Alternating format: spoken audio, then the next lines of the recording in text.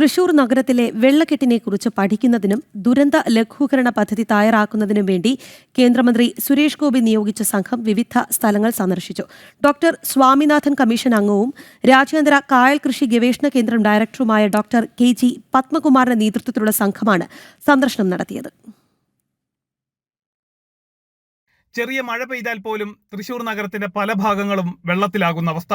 ബണ്ടുകൾ തകരുന്നതോടെ വീടുകളിലടക്കം വെള്ളം കയറുന്നു. തുടർന്ന് ദുരിതാശ്വാസ ക്യാമ്പുകളിൽ അഭയം തേടേണ്ട ഗതികേട്. കഴിഞ്ഞ കുറച്ചു നാളുകളായി തൃശൂരിലെ ജനങ്ങൾ അനുഭവിക്കുന്ന പ്രധാന ദുരിതങ്ങളിൽ ഒന്നാണിത്. പ്രളയകാലത്ത് പോലും വെള്ളം കയറാതിരുന്ന ഭാഗങ്ങളിൽ പോലും വെള്ളക്കെട്ട്. ഇതെങ്ങനെ സംഭവിച്ചു എന്നതിനെക്കുറിച്ചും ഇതിനുള്ള പരിഹാര മാർഗങ്ങൾ കണ്ടെത്തുന്നതിനും വേണ്ടിയാണ് കേന്ദ്രമന്ത്രി സുരേഷ് ഗോപി ഡോക്ടർ KG പത്മകുമാറിന്റെ നേതൃത്വത്തിലുള്ള സംഘത്തെ തൃശൂരിലേക്ക് നിയോഗിച്ചിരിക്കുന്നത്. ഡോക്ടർ പത്മകുമാറിന്റെ നേതൃത്വത്തിലുള്ള സംഘം ഈ മാസം 17-ന് പെരിങ്ങാവ് ഗാന്ധിനഗർ റെസിഡൻസിൽ പ്രളയബാധിതരുമായി ചർച്ച നടത്തിയിരുന്നു. രണ്ടാം ഘട്ട പ്രവർത്തനങ്ങളുടെ ഭാഗമായാണ് വിവിധ പ്രദേശങ്ങളിൽ സംഘം സന്ദർശനം നടത്തിയത്. ഞങ്ങളിപ്പം പോയി സന്ദർശിച്ച സ്ഥലങ്ങളിൽ ചിലയിടത്തൊക്കെ കയ്യേറ്റമുണ്ട്. പിന്നെ നമ്മൾ കനാലുകൾ പൂർണ്ണമായിട്ട് സജ്ജീകരിച്ചിട്ടില്ല. കാരണം ഒന്ന് അടിഞ്ഞിട്ട് ആഴം കുറഞ്ഞ് നീരൊഴുക്കിന് തടസ്സം സൃഷ്ടിക്കുന്നുണ്ട്.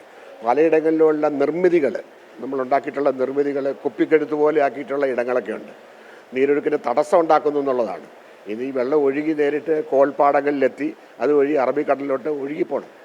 അപ്പോൾ അതിന് വെള്ളക്കെട്ട് ഉണ്ടാകുന്നത് നീരൊഴുക്കിൻ്റെ തടസ്സം കൊണ്ടാണ്. അത് കൃത്രിമമായിട്ടുള്ള നിർമ്മിതികളുടെ അശാസ്ത്രീയതയുണ്ട്. ഒപ്പം തന്നെ കയ്യേറ്റങ്ങൾ, പലയിടങ്ങളിലും കയ്യേറ്റങ്ങൾ ഉണ്ടായിട്ടുണ്ട്. ഇതൊക്കെ കണ്ടെത്തി പുനരുജ്ജീവിപ്പിക്കാനുള്ള നടപടികളാണ് ഉണ്ടാകുന്നത്.